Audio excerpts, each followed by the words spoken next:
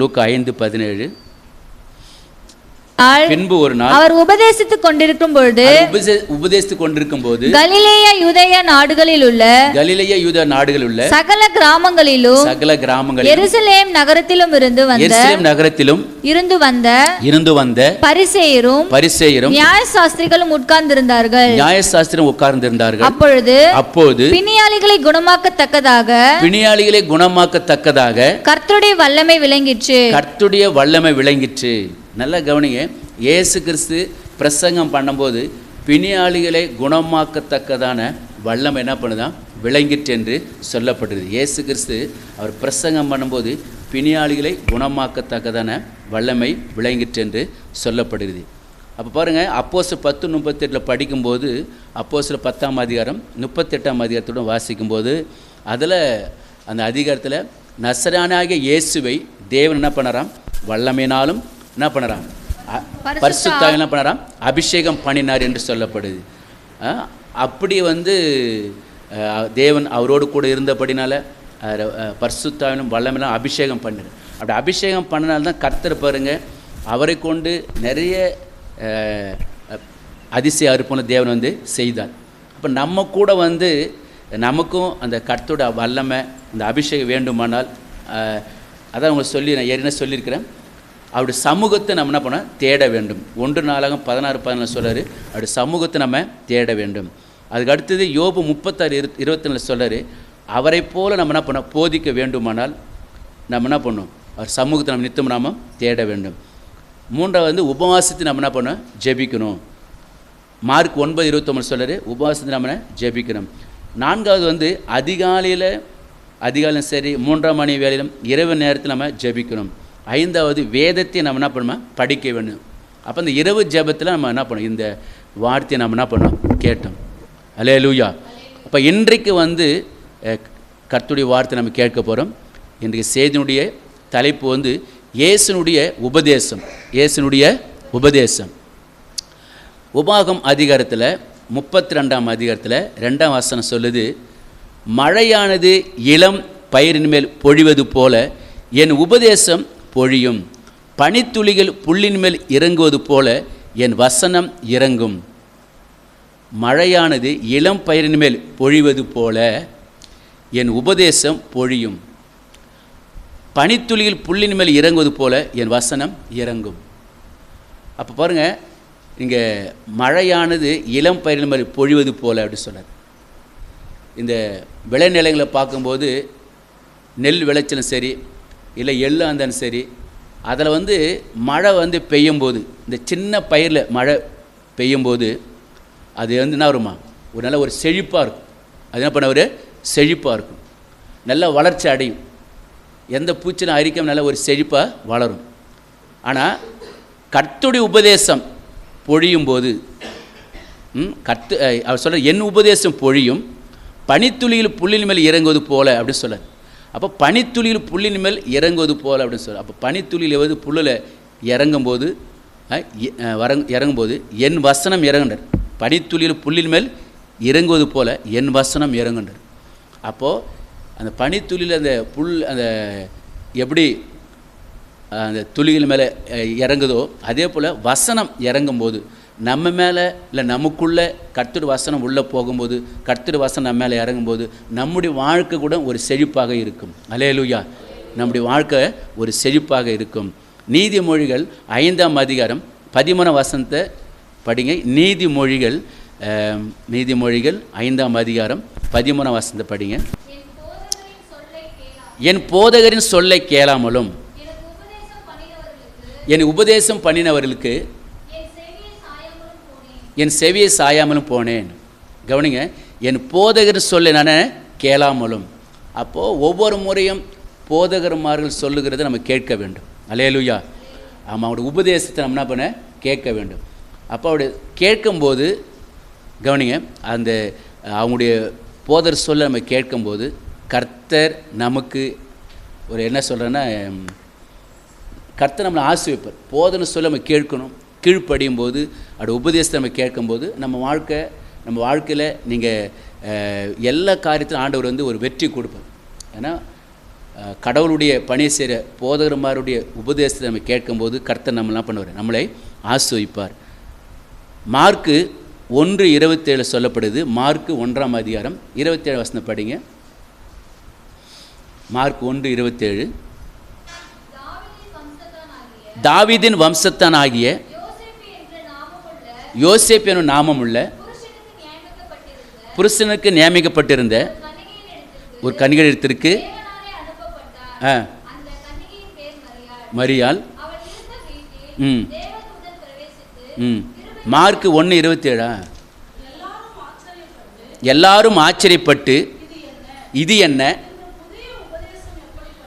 எல்லாரும் ஆச்சரியப்பட்டு இந்த புதிய உபதேசம் எப்படிப்பட்டது, இவர் அதிகாரத்தோட அசுத்த ஆவிகளுக்கு என்ன பண்ற, கட்டளை இடுகிறார். அவைகள் இவங்களுக்கு என்ன பண்ணுதான், கீழ்ப்படுகிறது. அல்லேலூயா. பாருங்க, இயேசு கிறிஸ்து வந்து அவர் அதிகாரத்தோட கட்டளையிட்டார். அப்படி கட்டளையிடும்போது பிசாசு என்ன பண்ணுது, வெளியே போனது. அதான் அவங்க சொல்கிறாங்க, இது வந்து இது இந்த உபதேசம் எப்படிக்குதான் சொல்லுங்கள், எப்படி இருக்குதான் வசனம், உபதேசம் இது புதிய உபதேசமாக சொல்கிறார். அப்போ அவர் கட்டளையிடுறாரு, உடனே பிசாசு என்ன பண்ணுது, போகுது. இன்றைக்கி அதே மார்க் அதிகாரத்தில் படிக்கும்போது அவர் சொல்கிறார், மார்க் 1ஆம் அதிகாரத்தில் அந்த ஊமையும் செவிடுமான ஆவி பார்த்து என்ன பண்ணுற, இவனுட்டு புறப்பட்டு போன்றார். உடனே அது புறப்பட்டு போகுது. அதாங்க சொல்கிறாங்க, இது வந்து புதிய உபதேசமாக இருக்கிறது. இப்போ ஜனங்களும் பார்க்குறேன், இது புதிய உபதேசம் மாதிரி இவர் சொல்லும் போது அந்த பிசாசு பண்ணுது, வெளியில் போகுது. அப்போஸ்தலர் 5ஆம் அதிகாரத்தில் 42ஆம் அதிகாரத்தில் படிக்கும்போது அப்போஸ்தலர் வந்து தினந்தோறும் என்ன பண்ணலாம், தேவாலயத்திலையும் வீடுகளில் என்ன பண்ணலாம், இடைவிடாமல் உபதேசம் பண்ணாங்க. அல்லேலூயா. அப்போஸ்தலர் 5ஆம் அதிகாரத்தில் 42ஆம் வசனத்தில் வாசிக்கும்போது தினந்தோறும் தேவாலயத்திலையும் வீடுகளில் என்ன பண்ணாங்க, உபதேசம் பண்ணாங்க. அப்போது அப்போஸ்தலர் வந்து சும்மா இல்லை, தினந்தோறும் கர்த்தருடைய வசனத்தை அவங்க போதிச்சாங்க. இப்போ நீங்கள் நிறைய கர்த்தருடைய வார்த்தை கேட்டுருக்கிறீங்க. அப்போ நீங்கள் என்ன பண்ணலாம், நீங்கள் அநேகருக்கு மற்றவங்க சொல்லலாம். கர்த்தருடைய வார்த்தை மற்றவங்க நம்ம சொல்லும்போது அநேக ஜனங்கள் ரட்சிக்கப்பட முடியும். அப்போது அப்போஸ்தலர் சொன்னது போல் நாமும் கர்த்தருடைய வார்த்தையில் சொல்லணும், மற்றவங்க நம்ம சொல்ல வேண்டும். நீங்கள் வேதத்தில் சொல்லப்படுகிறது, லூக்கா 19:47 சொல்கிறார், நாடோறும் தேவாலயத்தில் இயேசு கிறிஸ்து என்ன பண்ணுறான், உபதேசம் பண்ணிடுறது. இப்போ எடுத்துங்க படிக்கலாம். அவர் நாடோறும் தேவாலயத்தில் என்ன பண்ணுறான், உபதேசம் பண்ணினார். படிங்க பார்க்கும். அவர் நாடோறும் தேவாலயத்தில் என்ன பண்ணி கொண்டிருந்தாராம், உபதேசம் பண்ணி கொண்டிருந்தார். பிரதான ஆசாரியரும் வேத பாரகரும் ஜனத்தின் மூப்பரும். அப்போ பாருங்க, அவர் நாடோறும் இயேசு கிறிஸ்து என்ன பண்ணுறான், தேவாலயத்தில் என்ன பண்ணுறான், உபதேசம் பண்ணி கொண்டிருந்தார். நாடோறும் உபதேசம் பண்ணி ஜனங்கள் உண்டாயிருந்த வியாதி நீக்கினார், அசுத்தாவிகளை விரட்டினார். அப்போ நாடோறும் என்ன பண்ணார், தேவாலயத்தில் உபதேசம் பண்ணி கொண்டிருந்தார். லூக்கா 6ஆம் அதிகாரத்தில், லூக்கா 6ஆம் அதிகாரத்தில் லூக்கா 6:60 சொல்லப்படுது, அவருடைய சீசரில் அநேகர் இவர்களை கேட்டபோது இது கடினமான உபதேசம், யார் இதை கேட்பார் என்று சொல்லும். சார், யோவான் 6:60 சொல்கிறாரு, அவருடைய சீஷரில் அநேகர் இவைகளை கேட்டபோது இது கடினமான உபதேசம், யார் இதை கேட்பார்கள். அப்போ என்ன இயேசு கிறிஸ்து அவர் சொன்னதை பார்த்து எல்லாரும் இது கடினமான உபதேசம் என்ன சொல்கிறாங்க பார்த்தீங்கன்னா, அந்த அதிகாரத்தை படிக்கும்போது யோவான் 6:55 சொல்கிறாரு, என் மாம்சம் மெய்யான போஜனமாக இருக்கிறது, என் ரத்தம் மெய்யான பானமாக இருக்கிறது.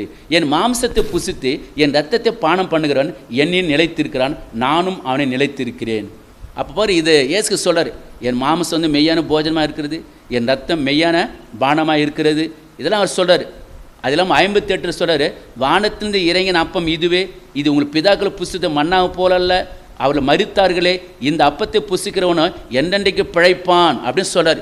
இதெல்லாம் கேட்ட பிறகு 59 வசனம் படிக்கும்போது கப்பர்நகூமிலே ஜெபாலயத்தில் அவர் உபதேசிக்கையில் இவைகளை சொன்னார். இப்போ இது சொல்லும் போது தான் அவங்களாம் சொல்கிறாங்க, இது கடினமான உபதேசம். இதுதான் சொல்கிறாங்க அவங்க, கடினமான உபதேசம் சொல்கிறார். எப்படி வந்து அவருடைய மாம்சத்தை நம்ம சாப்பிடணும், எப்படி ஒரு ரத்தத்தை நம்ம பானம் பண்ணணும், எப்படி ஒரு சொல்லன்னு சொல்லிட்டு அவங்க சொல்கிறாங்க, இது கடினமான உபதேசம் அப்படின்றார். அப்போ இயேசு கிறிஸ்து பாருங்கள், அவர் அவர் சொல்கிறார், வேதத்தில் படிக்கும்போது அந்த அப்பத்தை எடுத்து சீஷர்களுக்கு கொடுக்குறாரு. அந்த ஒரு என்ன பண்ணுறாரு, அவர் ரத்தத்தை எடுத்து இந்த திராட்சை எடுத்து இது என்னுடைய ரத்தமாக சொல்லி சீஷர்களுக்கு கொடுக்குறாரு. இதனை வந்து நீங்கள் பானம் பண்ணுங்கள், என்னில் நிலைத்திருங்க இதெல்லாம் சொல்கிறார். ஆனால் அதை தான் அங்கே சொல்கிறார். இது வந்து அவருக்கு வந்து கடினமான உபதேசம் சொல்கிறார். அல்லேலூயா. அவன் நிறைய பேர் நீங்கள் பார்த்தீங்கன்னா பிள்ளைகளும் சரி பெரியவங்களுக்கும் சரி நல்ல வார்த்தையில் சொல்லும்போது, அவங்களுக்கு நல்ல விடுதலை கொடுக்குற வார்த்தை சொல்லும்போது அநேகருக்கு ஏற்றுக்கொள்ளவே மாட்டாங்க. அநேகருங்க ஏற்றுக்கொள்ள மாட்டாங்க. அதுதாங்க இயேசு சொல்கிறார், நீ வந்துப்பா என்னுடைய மாம்சத்தையும் என் மாம்சம் மெய்யான போஜனமாக இருக்கிறது, என் ரத்தம் மெய்யான பானமாக இருக்குன்னு சொல்ல, இதை நீ உடனே பானம் பண்ணும்போது புசிக்கும் போது நீ விடுதலை ஆவ, நீ விசுவாசம் நிலைத்து இருப்ப, இதெல்லாம் சொல்கிறார். ஆனால் யார் என்ன பண்ணுறாங்க, ஏற்றுக்கல கடினமான உபதேசம் சொல்கிறாங்க. பெரிய பிள்ளைங்க சின்ன பிள்ளைங்க பாருங்கள், இல்லை வாழை பிள்ளைங்க பாருங்கள், அப்பா அம்மா சொல்லுவாங்க இதன்படி நடப்பா, நீ அங்கே போகாத இங்கே போக சொல்லும்போது என்ன பண்ண மாட்டாங்க, உடனே கோவம் வரும். பிள்ளைங்களுக்கு ஆலோசனை சொல்லவே முடியும். வாழை பிள்ளைங்க பெரிய பிள்ளைமா ஆலோசனை சொன்னால் ஏற்றுக்கொள்ள மாட்டாங்க, உடனே கோவம் வருது. கொஞ்ச நேரம் நம்ம சொல்கிற அட்வைஸ் கேட்க மாட்டாங்க. அது வந்து ஒரு கடினமாக இருக்குது. அதான் ஜனங்களும் அப்படி தான் இருக்காங்க. நீங்கள் பார்த்தீங்கன்னா வேதத்தில் படிக்கும்போது யோவான் 7ஆம் அதிகாரத்தில் 7ஆம் வசனம் சொல்லுது, உலகம் உங்களை பகைக்க மாட்டாது, அதன் கிரியில் பொல்லாதெல்லாம் இருக்கிறது என்று நான் சாட்சி கொடுக்கிறபடினால அது என்னை பகைக்கிறது. சீசிட்ட சொல்கிறார், உலகம் உங்களை பகைக்கலை, நான் வந்து சொல்கிறேன் அதன் கிரிகளை எப்படி தான் பொல்லாதெல்லாம் இருக்கிறது என்று நான் சாட்சி கொடுக்கிறபடினால என்ன இது பகைக்குது. அப்போ ஏசு சொல்கிறார், இந்த உலகத்திலோட கிரிகள் பொல்லாதெல்லாம் இருக்கிறதுப்பா. ஜனங்க என்ன பண்ணாங்க, பாவம் செய்கிறாங்க, அக்கிரமம் செய்கிறாங்க, விபச்சாரம் செய்கிறாங்க. அவர் இதெல்லாம் சுட்டி காட்டும்போது மெய்யான தெய்வனை வணங்க மாட்டுகிறாங்க. இதெல்லாம் சுட்டி காட்டும்போது என்ன நடக்கிற வசனம் சொல்லுது, அவங்க என்ன பண்ணுறாங்க, நான் சொல்கிறதால என்னை பகைக்கிறாங்கன்றாங்க. அதே போல் தான் பெற்றோருங்க வந்து நல்ல வார்த்தை சொல்லும்போது சரி, இல்லை பெரியவருக்கு நம்ம நல்ல ஆலோசனை சொல்லும்போது நான் என்ன பண்ணுறோம், ஒரு மாதிரி பார்க்குறோம். இல்லை பாஸ்டர் வந்து நல்லா உபதேசம் பண்ணும்போது பாஸ்டருக்கு ஏன் அப்படி சொல்கிறது நம்ம கோவப்படுறோம். அப்போ பாருங்கள், நல்ல செயல்களை நல்ல வார்த்தையை சொல்லும்போது அந்த உபதேசம் எப்படி தான் கடினமாக இருக்குது. அப்போ இயேசுக்கு அதான் சொல்ல, அதை அவங்க இதான் சொல்ல, இது கடினமான உபதேசம் அப்படின்னு சொல்ல. அந்த அதிகாரத்தில் நீங்கள் படிக்கும்போது 55 வசனம் படிங்க, 55 சொல்கிறாரு பாருங்க. 55 என் மாம்சம் என்ன சொல்கிறாரு, மெய்யான போஜனமாக இருக்கிறது, என் ரத்தம் மெய்யான பானமாக இருக்கிறது. அதே அதிகாரத்தில் நீங்கள் தொடர்ந்து நீங்கள் படித்து பாருங்கள், நிறைய அதில் அவர் பேசுகிறார். 1 கொரிந்தியர் 1ஆம் அதிகாரம் 18 வசனம் படிங்க. 1 கொரிந்தியர் 1ஆம் அதிகாரம் 18. சிலுவை பற்றிய உபதேசம் கெட்டு போகிற எப்படி இருக்குதா, பைத்தியமாக இருக்கிறது. ரட்சிக்கப்படுற நமக்கோ அது தேவ பலனாக இருக்கிறது. அப்போ சிலுவை பற்றிய உபதேசம் கெட்டு போகிறலாம் இருக்குதா, பைத்தியமாக இருக்கிறது. அவங்களுக்கு போய் இயேசு பற்றி சொன்னால் அவங்களுக்கு என்ன தான் இருக்குதா, பைத்தியமாக தான் இருக்குது. அதான் வசனம் சொல்லி, சிலுவை பற்றிய உபதேசம் கெட்டு பொருள் பைத்தியமாக இருக்குது. அந்த ஒரு சிலர் ஏற்றுக்கவே மாட்டாங்க. இயேசு கிறிஸ்து உனக்காக சிலுவையில் மரித்து 3ஆம் நாள் உயிரோடு எழுந்தாருப்பா, நீ மனம் திரும்பு, இயேசு எடுத்துகிட்டு வா அப்படின்னு சொன்னால் ஒரு சிலர் பிடிக்காது. அதாங்க சொல்கிறாரு, சிலுவை பற்றிய உபதேசம் என்ன பண்ணுறதா, கெட்டு பொருள் பைத்தியமாக இருக்கிறது. யோவான் 8ஆம் அதிகாரம் 31 வசனத்தில் சொல்லப்படுகிறது. யோவான் 8:31 சொல்லப்படுகிறது, இயேசு தம்மை விசுவாசித்த யூதர்களை நோக்கி, நீங்கள் என் உபதேசத்தில் நிலைத்திருந்தால் மெய்யாகவே என் சீஷராக இருப்பீர்கள். இங்கே இயேசுக்கு சொல்கிறாரு, என்ன சொல்கிறேன்னா, நீங்கள் என் உபதேசத்தில் நிலைத்திருந்தால் மெய்யாகவே என் சீஷராக இருப்பீர்கள். யூதர்களை பார்த்து சொல்கிறார், என் உபதேசத்தில் நீங்கள் நிலைத்திருந்தால். அப்போ கர்த்தர் சொல்லுகிற அந்த உபதேசத்தில், கர்த்தர் சொல்லுகிற வசனத்தில் நம்ம நிலைத்திருக்கும்போது நம்ம அவர் சீஷராக இருக்க முடியும். நாம் அவருடைய சீஷராக இருக்க முடியும். யோவான் 15 சொல்கிறாரு, நீங்கள் என்னிலும் என் வார்த்தை உங்களை நிலைத்திருந்தால் நீங்கள் கேட்டுக்கிறது அது உங்களுக்கு செய்யப்படும். அப்போ கர்த்தருடைய வார்த்தை உள்ளத்தில் நமக்குள்ளே இருக்கும்போது நீங்கள் என்ன கேட்டாலும் நீங்கள் பெற்றுக்கொள்ள முடியும். அவருடைய உபதேசத்தில் நிலைத்திருந்தால் நீங்கள் அவருடைய சீஷராக நீங்கள் இருக்க முடியும். அல்லேலூயா. ஆமாம், நீங்கள் என்ன கேட்டாலும் செய்வர். வியாதி விலகுறமா, வியாதி விலகும். கடன் பிரச்சனை மாறணுமா, கடனை அடைக்க உதவி செய்வார். பிள்ளைகளுக்கு திருமணம் நடக்கணுமா, திருமணத்தை நடத்தி கொடுப்பார். குடும்பத்தில் சமாதானமா, சமாதானம் கொடுப்பார். எப்போ தெரியுமா, அவருடைய உபதேசத்தில் நம்ம எப்போதும் நிலைத்திருக்க வேண்டும். அவருடைய வார்த்தை நமக்குள்ளே இருக்க வேண்டும். அப்படி இருக்கும்போது கர்த்தர் நம்மளாம் பண்ண ஆசிர்வதிப்பார். அவர் உபதேசத்தை நம்ம எப்போது என்ன பண்ணுமா, நிலைத்திருக்க வேண்டும். அந்த அதிகாரத்தை சொல்ல இருப்பாருங்க, 29 சொல்ல இருப்பாருங்க. அது 8:29 என்னை அனுப்பினவர் என்னுடைய கூட இருக்கிறார். பிதாவுக்கு பிரியமானவர்கள் நான் எப்போதும் செய்கிறபடியால் அவர் என்னை தனியாக இருக்க விடவில்லை என்றார். அப்போ என்னை அனுப்பினவர் என்னோடு கூட இருக்கிறார். பிதாவுக்கு பிரியமானவர்களே நான் எப்போதும் செய்கிறபடியால் அவர் என்னை தனியாக இருக்க விடவில்லை. அப்போ நம்ம பிதாவுக்கு பிரியமானதை இயேசுக்கு செஞ்சார். அதாங்க சொல்கிறார். பிதா என்ன என்னோடு கூட இருக்கிறார், நான் அவருக்கு பிரியமானவைகள் நான் எப்போது செய்கிறேன் என்றார். அல்லேலூயா. அப்போ கர்த்தருக்கு நம்ம பிரியமானதை நம்ம செய்யும்போது அவர் நம்மளை தனியே இருக்க விட மாட்டார். அவருக்கு பிரியமானதை நம்ம செய்யணும். எந்த காரியம் செஞ்சாலும் ஒரு நாளில் ஆண்டவருக்கு ஒவ்வொரு காரியத்தை நம்ம செய்யும்போது அது பிரியமாக இருக்கிறதா, கர்த்தருக்கு பிரியமாக இருக்கிறதா. அப்போ கர்த்தருக்கு பிரியமானதை செய்யும்போது அவர் தனியாக இருக்க விட மாட்டார். அவர் உபதேசத்தில் நம்ம எப்போதும் நிலைத்திருக்க வேண்டும். அல்லேலூயா. அப்படி நிலைத்திருக்கும்போது நீங்கள் என்ன கேட்கலாம் அவர் செய்வார். நீங்கள் வேதத்தில் படிக்கும்போது லூக்கா 5ஆம் அதிகாரத்தில் இயேசு கிறிஸ்து என்ன பண்ணுறாரு, அங்கே ஜனங்க இருக்கிறாங்க, சீஷலாம் இருக்கிறாங்க. அதை பேதுரு படையில் என்ன பண்ணுறாரு, பேதுரு படையில் உட்காந்து என்ன பண்ணுறாரு, உபதேசம் பண்ணார். அப்படி பண்ணி அவங்கள அனுப்புகிறார். அப்படி அனுப்பும்போது பாருங்கள், இரவு முழுதும் என்ன பண்ணாங்க, அவங்க மீன் பிடிச்சாங்க. இரவு முழுதும் கஷ்டப்பட்டாங்க. ஆனால் என்ன கிடைக்கல, மீன் கிடைக்கல.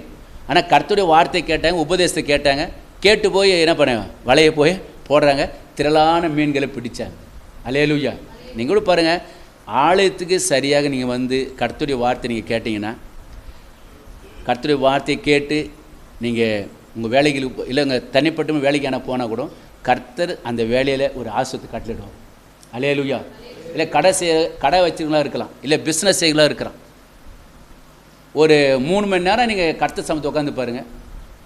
அந்த கடையை மூடிட்டு இல்லை பிஸ்னஸ் செய்ய அதில் நிறுத்திட்டு உட்காரும்போது அந்த வியாபாரத்தை சர்ச்சு முடிஞ்சு போய் பாருங்கள், அங்கே கொடுப்பாரு உங்களுக்கு. அல்லேலூயா. ஆமாம். அப்போது என்னென்னா, கர்த்தர் சமூகத்தில் நீங்கள் வார்த்தை கேட்டு பாருங்கள், எப்படி திரளான மீன்களை பிடிக்க செஞ்சாரோ கர்த்தருடைய வார்த்தை நீங்கள் கேட்கும்போது, அப்படி உபதேசத்தை நீங்கள் கேட்கும்போது, அதில் நிலைச்சிருக்கும்போது கர்த்தர் உங்களுடைய காரியத்தில் ஒரு அற்புதத்தை செய்வார். அல்லேலூயா. ஆமாம்.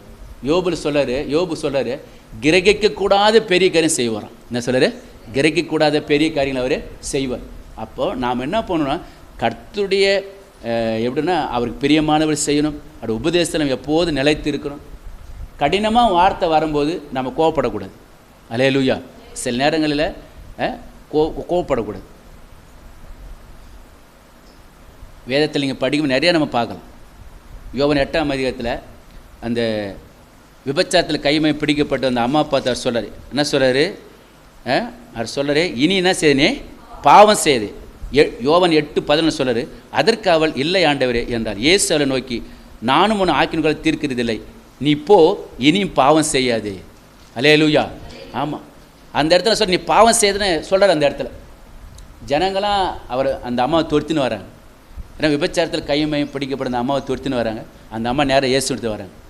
அப்போ இயேசு சொல்கிறாரு, நான் என்ன பண்ணேன், நானும் அவங்கள போல என்ன பண்ண உடனே நான் உன்னை ஆக்கின்களை தீர்க்கிறது இல்லை, இனி நீ பாவம் செய்யாது. சில நேரங்களில் ஊழியக்காரர்கள் சொல்லும்போது, பெரியவர்கள் சொல்லும்போது நம்ம கீழ்ப்படுது. சில நேரத்தில் உபதேசம் இல்லை கர்த்தருடைய வசனம் நமக்கு கஷ்டமாக தான் இருக்கும். அப்போது கர்த்தருடைய உபதேசத்தில் நம்ம எப்போதும் என்ன பண்ணுவோம், நிலைத்திருக்க வேண்டும். அப்படி நிலைத்திருக்கும்போது கர்த்தர் நம்மளை பண்ணுவார், ஆசீர்வதிப்பார். அல்லேலூயா. ஆமாம். அப்போ இந்த நாள் நீங்கள் ஒவ்வொருவரும் நம்ம என்ன பண்ணுவோம், ஆண்டவர் சமூகத்தில், ஆண்டவரே நான் உம்முடைய உபதேசத்தில் நான் நிலைத்திருக்க என்ன செய்யுங்க, உதவி செய்யுங்க சொல்லி நம்ம கேட்கும்போது கண்டிப்பாக என்ன பண்ணுவோம், ஆண்டவர் நமக்கு உதவி செய்வார். அல்லேலூயா. ஆமாம். மத்தேயு 28:20 சொல்கிறார். மத்தேயு 28:20 இயேசு கிறிஸ்து சிலுவையில் மரித்து 3ஆம் உயிரோடு எழுந்த பிறகு அவர் தம்மோடு கூட இருந்த சீஷரை பார்த்து அவர் சொல்கிறார். எடுத்துங்க படிங்க. மத்தேயு 28:20. நான் உங்களுக்கு கட்டளையிடவில்லையா? கட்டளையிட்ட யாவையும் அவர்கள் கை கொள்ளும்படி அவர்கள் உபதேசம் பண்ணுங்கள். இதோ இதோ உலகத்தின் முடிவு பரிந்தும் சகல நாட்களிலும் நான் உங்களோட கூட இருக்கிறேன் என்றார். அப்போ உலகத்தின் முடிவு பரிந்தும் அவர் சொல்றாரு, நான் உங்களுக்கு கட்டளையிட்ட, மறுபடியும் படிங்க வசனத்தை, நான் உங்களுக்கு யாவையும் அவர்கள் கை கொள்ளும்படி அவர்களுக்கு என்ன பண்ணுங்க? உபதேசம் பண்ணுங்க. இயேசுக்கு சொல்றாரு, நான் கட்டளையிட்டு யாவற்றையும் நீ என்ன பண்ண, அவங்களுக்கு கட்டளையிட்டு நீ என்ன பண்ண, அவங்கள உபதேசம் பண்ணுங்க. போங்க, எல்லா இடத்துக்கும் போங்க, எல்லா இயேசுவை பற்றி சொல்லுங்க, உபதேசம் பண்ணுங்க அப்படின்னு சொல்றார் இயேசு கிறிஸ்து. அப்போ இன்றைக்கு நாம் கர்த்தருடைய வார்த்தை கேட்குறோம், அப்படி உபதேசத்தை கேட்குறோம். நாம் புறப்பட்டு போய் எல்லாருக்கும் உபதேசம் பண்ணணும், அவங்கள மனம் திரும்ப வச்சு அவங்கள சீஷராக ஆக்கணும், அவங்கள ஞானஸ்தானம் நம்ம கொடுக்க வைக்கணும். அல்லேலூயா. அப்போ நம்ம ஒவ்வொருவரும் என்ன பண்ணணும், இந்த வார்த்தை கேட்டுக்கொண்டு அருமையான தேவ ஜனமே, அவர் உபதேசத்தில் நம்ம எப்போ நம்ம நிலைத்திருக்க வேண்டும். அப்படி நிலைத்திருக்கும்போது கர்த்தர் உங்களுடைய ஜப குறிப்புகளுக்கு பதில் கொடுப்பார். கர்த்தர் உங்களை ஆசிர்வதிப்பார். உங்களுடைய விண்ணப்பத்தை என்ன பண்ணவர்? பதில் கொடுப்பார். அல்லேலூயா. ஆமாம், கவனிங்க. நம்ம எல்லாரும் என்ன பண்ண போகிறோம்? ஆண்டு சமூகத்தில் வார்த்தை கேட்டுக்கொண்டு நம்ம அனைவருமே இந்த நாளில் ஒரு முடிவு எடுங்க. ஆண்டவரே, நீங்கள் என்னோடு கூட இருங்க, என்னை வழி நடத்துங்க சொல்லி நம்ம கேட்க போகிறோம். எல்லாரும் எழுந்து நில்லுங்க, எல்லோரும் எழுந்துங்க பார்க்கும்.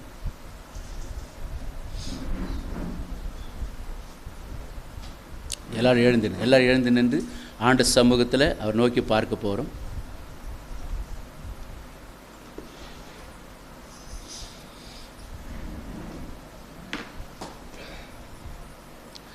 என் ஜனமே மனந்திரும்பு. ஆண்டவரே, நான் உடைய வார்த்தையை சுமந்து கொண்டிருக்கிறாய். யோவான் 15:7, நீங்கள் என்னிலும் என் வார்த்தை உங்கள் நிலைத்திருந்தால் நீங்கள் கேட்டுக்கொள்கிறது செய்யப்படும் சொன்னீர் ராஜா. ஏசப்பா, நானும் உடைய வார்த்தையை சுமந்து கொண்டிருக்கிறாய். பவுல் சொல்றவள, சிலுவையில மரித்து 3 நாள் உயிரோடு எழுந்த இயேசுவை என் சரீரத்தை சுமந்து கொண்டு திரிறேன்னு சொல்றாப்புல. இன்னைக்கு ஆண்டவர் பார்த்து ஆண்டவர் நோக்கி நீங்கள் பாருங்கள், ஆண்டவரே, நான் உடைய வார்த்தையில் நான் சுமந்து கொண்டிருக்கிறேன், நான் நிலைத்திருக்கிறேன், எனக்கு நீங்கள் மனம் இறங்குங்க. எல்லாரும் ஆண்டவர் நோக்கி நம்ம கேட்க போகிறோம். ஒரு விஷயம் மனம் இறங்கும் ராஜா.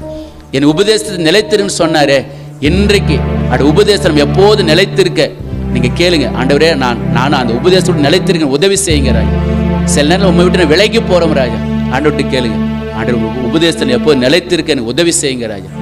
அப்பா, நீர் மனம் இறங்குற ஒரு தேவன் தகப்பனே, இந்த நாளில் கூட தகப்பனே, உங்களுடைய வார்த்தையில் கேட்ட ஒவ்வொரு மீதும் உங்களுடைய வல்லமை இறங்கட்டும் ராஜா. ஆண்டவருடைய அபிஷேகம் இறங்கட்டும் ராஜா. ஆண்டவரே, உமக்கு ஸ்தோத்திரம் ராஜா. மழையானது இளம் பயிரின் மேல் பொழிவது போல என் உபதேசம் பொழியும், துளிகள் புள்ளின் மேல் இறங்குவது போல என் வசனம் இறங்கும் என்று சொல்லப்பட்ட ராஜா. ஆண்டவருடைய வேத வசனம் இப்போது அப்போ வசனத்தை கேட்ட ஒவ்வொரு மீதும் உங்களுடைய அபிஷேகம் இறங்கட்டும் ராஜா. உங்களுடைய தேவ பிரசனம் இறங்கட்டும் ராஜா. யாராலும் வியாதியோடு வந்துக்கிறார் ஒவ்வொரு மீது ராஜா, உங்களுடைய சுகமளிக்கிற வல்லமை இறங்கட்டும் ராஜா. ஆண்டவர் ஒவ்வொரு குடும்பத்தில் எல்லா பிசாசுகட்டும் விக்கிரகடம் வெளியேறட்டும் இயேசுவின் நாமத்தில். அப்பா, மிக 2:13 தடைகளை உடைக்க நீர் சாமி. ஒவ்வொரு குடும்பத்தில் எல்லா தடைகளை விலகட்டும் இயேசுவின் நாமத்தில். சர்ம வியாதிகளை விலகட்டும் இயேசுவின் நாமத்தில். எல்லா பிசாசின் கிரிகள், எல்லா அந்தகார கட்டுகளும் அழிக்கப்படுவதாக இயேசுவின் நாமத்தில் ராஜா. அப்பா, சங்கீதம் 107:20 வசனத்தை குணமாக்குன்னு சொன்னீங்க ராஜா. உங்களுடைய வார்த்தை வச்சு ஜெபிக்க ராஜா. ஒவ்வொரு சரீரத்தில் வியாதிகள் விலகட்டும் அப்பா. திருமணம் நடக்காத பிள்ளை திருமணத்தை நடைபெற உதவி செய்யுங்க ராஜா. ஆண்டவரே, உமக்கு ஸ்தோத்திரம் ராஜா. வீடு வாசல் இல்லாதவர்களுக்கு நல்ல வீடு வாசல் ஏற்படுத்தி கொடுங்க ராஜா. பிரசுத்தை காத்து கொண்டு பிள்ளை நல்ல சுகப்பிரசுத்தை கொடுங்க ராஜா. ஆண்டவரே, நீ ஒரு விஷயம் மனம் இறங்கும் ராஜா. ஐயோ, மாதங்கள் கடந்து போய் கொண்டே இருக்கிறது. நான் 5 மாதம் ஆகிவிட்டது, இன்னும் பிள்ளைக்கு அற்புதம் நடைபெற சொல்லி ஒவ்வொருக்காக இந்த நேரத்தில் வேண்டிக்கிறோம் சாமி. அப்பா, வயதாகி கொண்டே இருக்கிறது, திருமணம் நடக்காத பிள்ளைகள் திருமணத்தை நடத்தி கொடுங்க தகப்பன். ஆண்டவரே, படிக்கிற பிள்ளைகள் நல்லா படிக்கிற ஞானத்தை அறிவு கொடுக்குறாங்க. படிக்கிற பிள்ளைகள் தேவையான பண தேவை சந்திங்க ராஜா. ஃபீஸ் பணம் கட்ட தேவைகளை சந்திங்க ராஜா. ஆண்டவர், நீர் ஒரு விஷயம் மனம் இறங்கும் ராஜா. ஒவ்வொருக்கு நீங்கள் அற்புதம் செய்யுங்க ராஜா. குழந்தைகளா பிள்ளைகளை குழந்தை பாக்கியத்தை நீங்கள் கட்டடுங்க ராஜா. நீர் இரக்கமுள்ள ஒரு தேவன் தகப்பன். ஆண்டவர், இன்றைக்கு வார்த்தை கேட்ட இந்த தேவ பிள்ளைங்களுக்கு நீங்கள் மனம் இறங்குங்க சுவாமி. ஒவ்வொருக்கு மனம் இறங்கும் ராஜா. சங்கீதம் 1:5 பிரகாரம் அவனுடைய காரியத்தெல்லாம் வாய்க்க செய்யுங்க ராஜா. ஒவ்வொரு குடும்பத்தில் ஒவ்வொரு தேவ பிள்ளைங்க ஆசீர்வதிங்க ராஜா. ஆண்டவரே, அவனுடைய ஜெபத்தை நீங்கள் கேட்டது நன்றி அப்பா. பதில் கொடுத்தமக்கு நன்றி. இயேசு கிறிஸ்துவின் ஜெபம் ஜீவன் நல்ல பிதாவே, ஆமென்.